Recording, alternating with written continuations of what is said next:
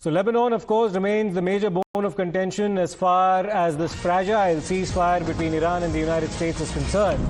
The Israeli army has reiterated what Benjamin Netanyahu has also said, that they'll continue striking targets in Lebanon to strengthen their frontline defense. Remember that Israel has already embarked on ground operations, particularly in South Lebanon, and they've insisted that their operations will continue. Let me go across to Mayank for more on this. Mayank, there's confusion that abounds over whether or not Lebanon is part of the ceasefire deal. Israel clearly showing that as far as they're concerned, it's not, because their ground operations continue, their airstrikes continue.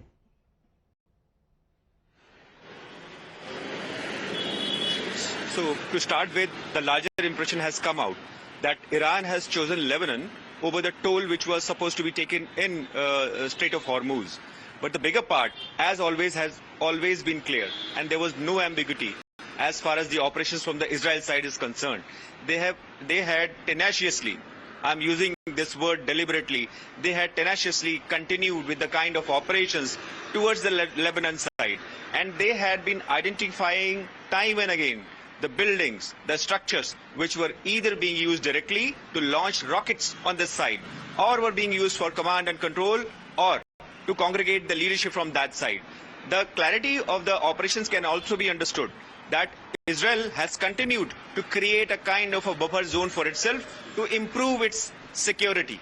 Now, how is it going to improve is that once they have thrust away the habitat from their borders or something which is clearer to their border, it will give them enough time for reaction.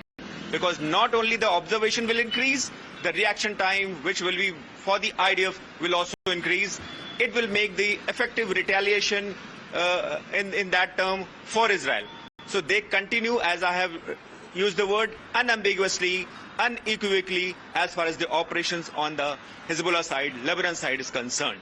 And right. Iran has taken Lebanon as of more value than what it would have got from... How does this all now pan out in terms of the build-up to those talks in Islamabad? One will, of course, have to wait and see. Mayank, it's a very precarious situation as far as Lebanon is concerned, and clearly the ceasefire is indeed a very fragile one.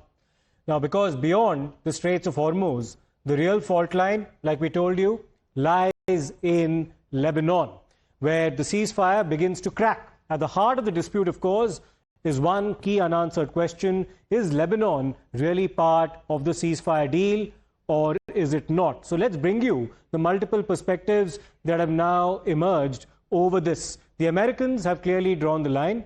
They say that the ceasefire holds in the Gulf. It does not include Lebanon. It's not part of the deal. And that the conflict between Israel as well as Hezbollah is a completely separate war, or a skirmish, as one of them actually described. The truce is limited to the Iran front. That's the American perspective on the ceasefire. Iran has pushed back on this particular narrative. They've insisted that the ceasefire must, at any cost, include Lebanon. The Americans cannot have war and truce as part of what they think the terms are. The ball very much is in the American court, and that they will respond to Israeli strikes. So that's, of course, the conflict that you're witnessing in terms of narratives between what the ceasefire actually entails. Iran has one view, America has a completely contrarian perspective. Now, what began as a breakthrough